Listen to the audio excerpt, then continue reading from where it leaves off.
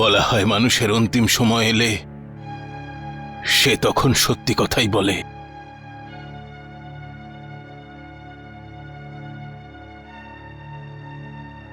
আমি পাপ করেছি কৌশল্যা, আর তার জন্য শাপও পেয়েছি যে আমার মৃত্যু পুত্র বিয়োগে হবে।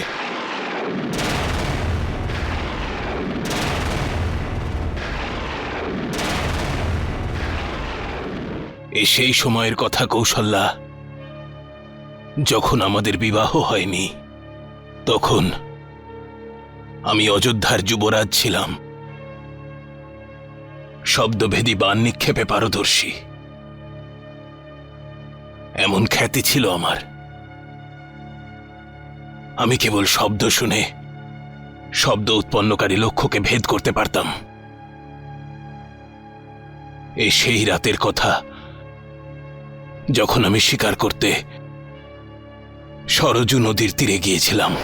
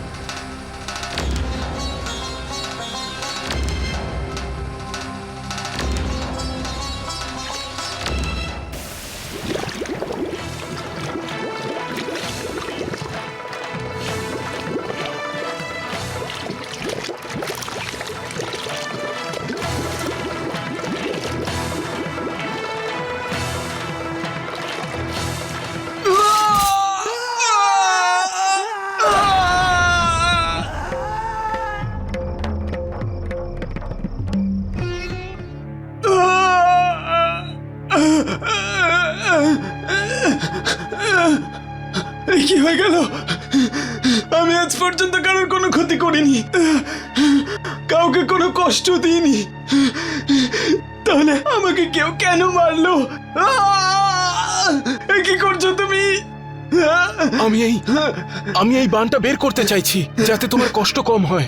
তুমি এই বাণ যদি বার করো, আমার প্রাণও বেরিয়ে যাবে। কে তুমি? আমি তোমার অপরাধী। আমি বন্য জন্তু ভেবে বাণ চালিয়েছিলাম,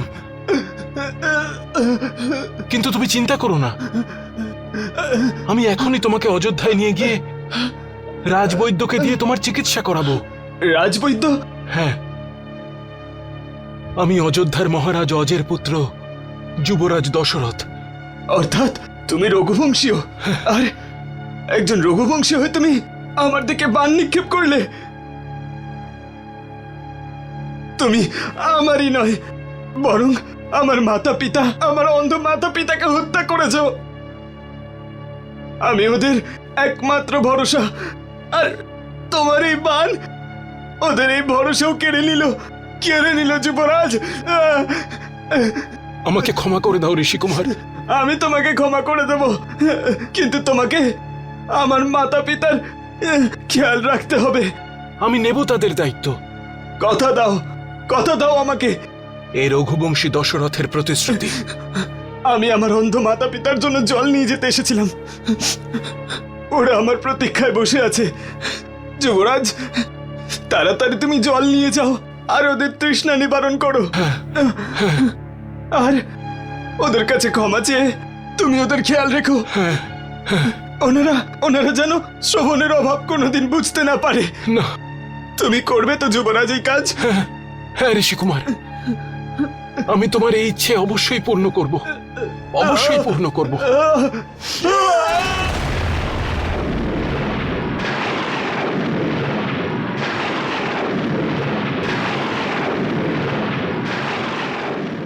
ঋষিকুমার, ঋষিকুমার।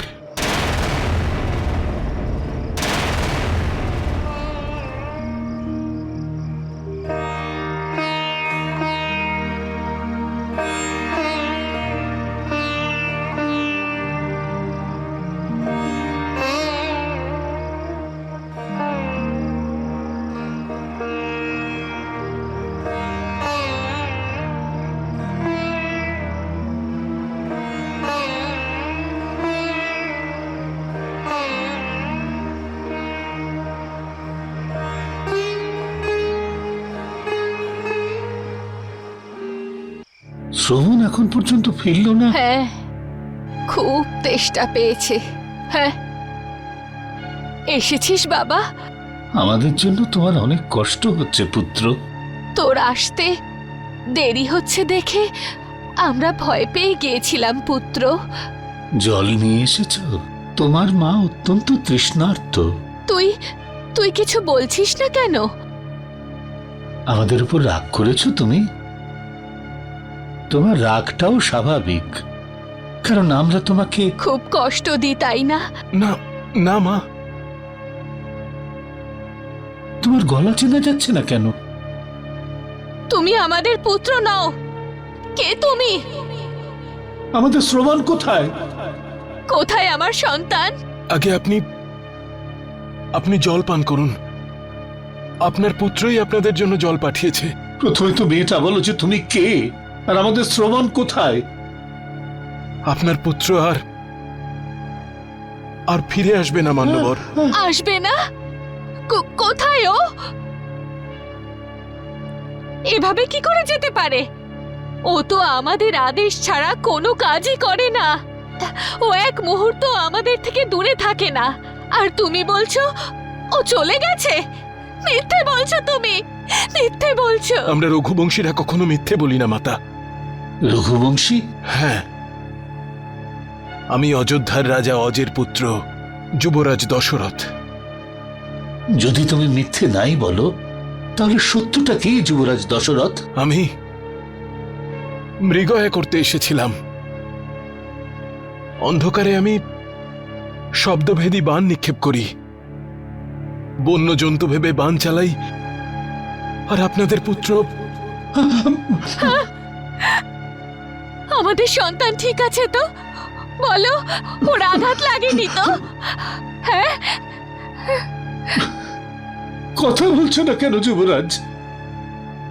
অন্ধ মাতা পিতাকে তাদের পুত্রের জন্য কষ্ট দেওয়াটা কি তোমাকে শোভা পায়? আমাকে ক্ষমা করে দিন। তুমি শ্রবণের ব্যাপারে কিছু বলছো না কেন? কোথায় আমার পুত্র? কোথায়? উত্তর দাও, কোথায়? আপনাদের পুত্র আর জীবিত নেই। না, না, শ্রবণ। আমার বাণ তার প্রাণ হরণ করেছে।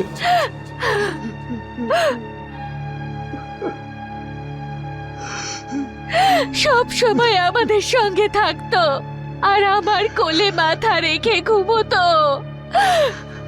আর আজ আমার কোলে মাথা না রেখেই চিরকালের জন্য ঘুমিয়ে পড়লো। শ্রবণের মা, শ্রবণের মা, আমাকে ওর কাছে নিয়ে যাও তুমি। আমি ওর কাছে যেতে চাই। ওর মাথা আমার কোলে রেখে ওকে ঘুম পাড়াবো আমি। তুমি আমায় আদেশ দাও, আমি ওর কাছে যাব।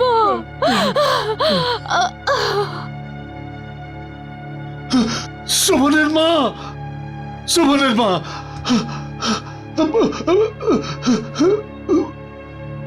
দুষ্ট দুরাচারী, তোমার একটা বাণ আমার দুই প্রিয়জনকে আমার কাছ থেকে কেড়ে নিল। শ্রবণ আর শ্রবণের মা দুজনই আমার প্রাণ ছিল। যখন প্রাণই চলে গেল, তাহলে শরীর রেখে আর কি করব? আমিও আমার প্রাণ আত্মাহুতি দেব, কিন্তু কিন্তু তার আগে আমি তোমাকে তোমার পাপের দণ্ড দিতে চাই। দশরথ, আমি তোমাকে অভিশাপ দিচ্ছি। যেভাবে পুত্র বিয়োগের জন্য আমার পত্নী চলে গেল, যেই রকম পুত্র শোকে কষ্ট পেয়ে আমি মৃত্যুবরণ করছি, ঠিক সেই রকমই তুমিও পুত্র শোকে কষ্ট পেতে পেতে তোমার প্রাণ ত্যাগ করবে।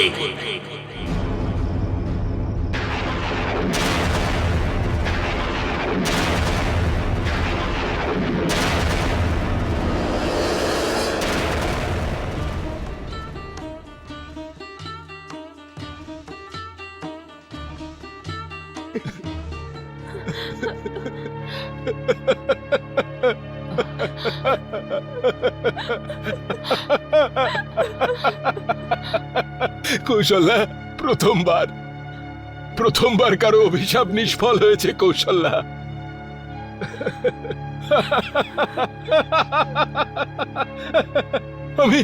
আমি খুব ভাগ্যশালী কৌশল্যা, খুব ভাগ্যশালী আমি। আপনি এরকম কেন বলছেন মহারাজ? এই, দেখছো না? আপনি কোথায় যাচ্ছেন বাবা? नृप हुआ राम माए लगन लगी बस राम की। नृप हुआ राम में लगन लगी बस राम की। बनी अंतिम सांसें माला राम के नाम की। बनी अंतिम सांसें माला राम के नाम की।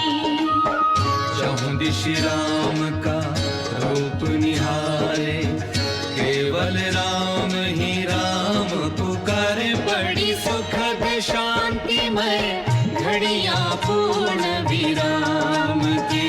बनी अंतिम सांसें माला राम के नाम की। राम राम कहे जपत राम को नाम। नश्वर तर तजी अवधपति गए राम के धाम। जय श्री राम, जय जय श्री राम।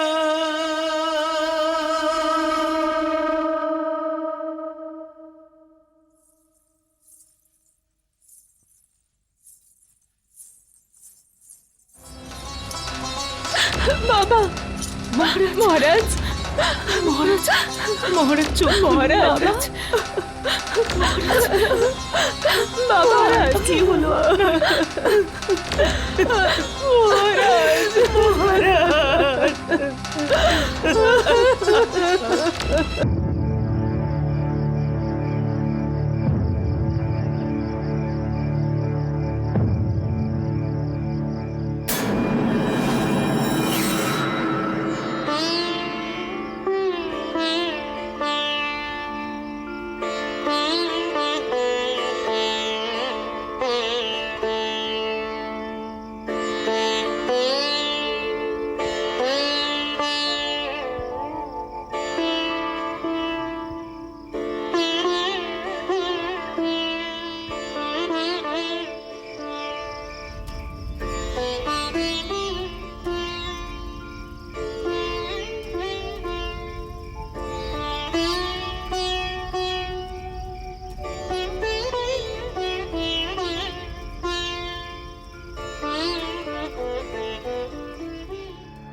লক্ষণ,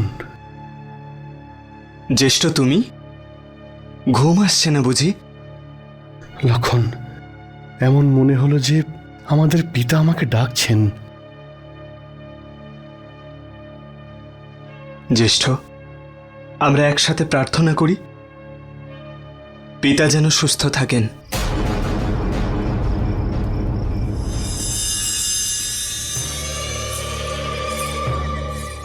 মহারানী, মহারানী, আপনার জন্য উপহার। উপহার? প্রণাম রাজমাতা। রাজমাতা? কে পাঠিয়েছে এই উপহার? আমি।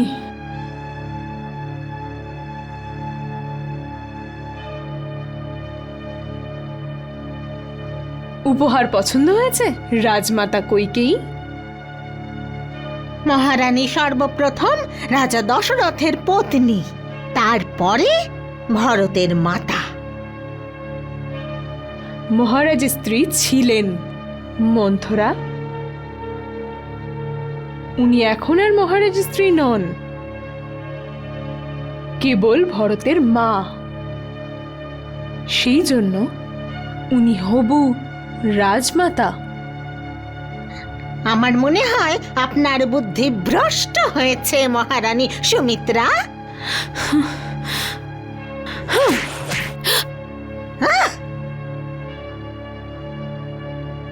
পায়ের জুতোকে পায়ে রাখতে হয়, পায়ের জুতোকে কখনো মাথায় তুলতে নেই।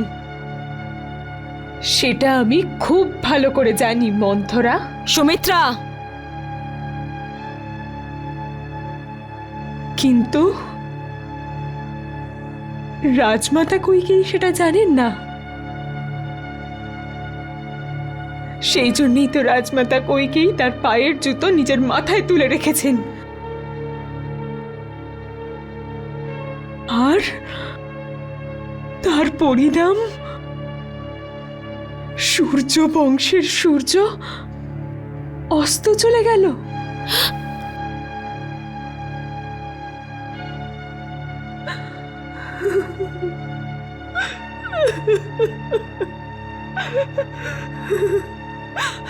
কৈকেয়ী, আমাদের মহারাজ দশরথ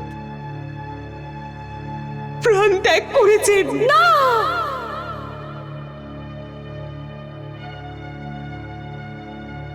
আর সেই কারণে তুমি মহারানী নও, আর আমিও নই। আমরা তিনজন বিধবা হয়ে গেছি। শুনতে পেয়েছো কৈকেয়ী? আমরা তিনজন বিধবা হয়ে গেছি।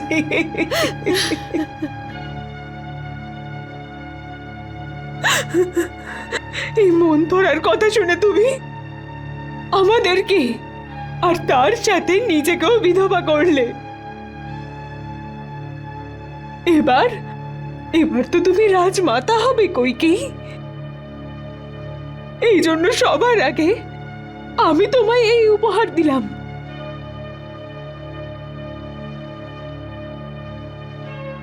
এই হলো রাজমাতার বস্ত্র। নাও কৈকেয়ী, নাও, এটা পরে নাও। ক্ষমতা, রাজ সিংহাসন, বৈভব, ঐশ্বর্য, এই সব কিছু পাওয়ার জন্যই তো এই মন্থরার কুটিল বুদ্ধির তুমি আশ্রয় নিয়েছিলে। মহারাজ দশরথ, আমার রাম, সীতা, লক্ষণ, এদের সবার থেকেও বেশি গুরুত্বপূর্ণ তোমার কাছে এই মন্থরা, তাই না? তাই নাও কৈকেয়ী, আজ থেকে, এখন থেকে এই অযোধ্যা তোমার। পাপী, এবার নিজের সমস্ত মনোবাঞ্ছা পূর্ণ করো। মহারাজ দশরথকে হত্যা করে এই অযোধ্যার রাজ সিংহাসনকে তুমি কলঙ্কিত করলে। এবার এবার এই রাজ সিংহাসনে ভরতকে বসিয়ে বৈভব আর ঐশ্বর্য নিয়ে তুমি খুশি থাকো কৈকেয়ী। তুমি লাভবান হও রাজমাতা কৈকেয়ী।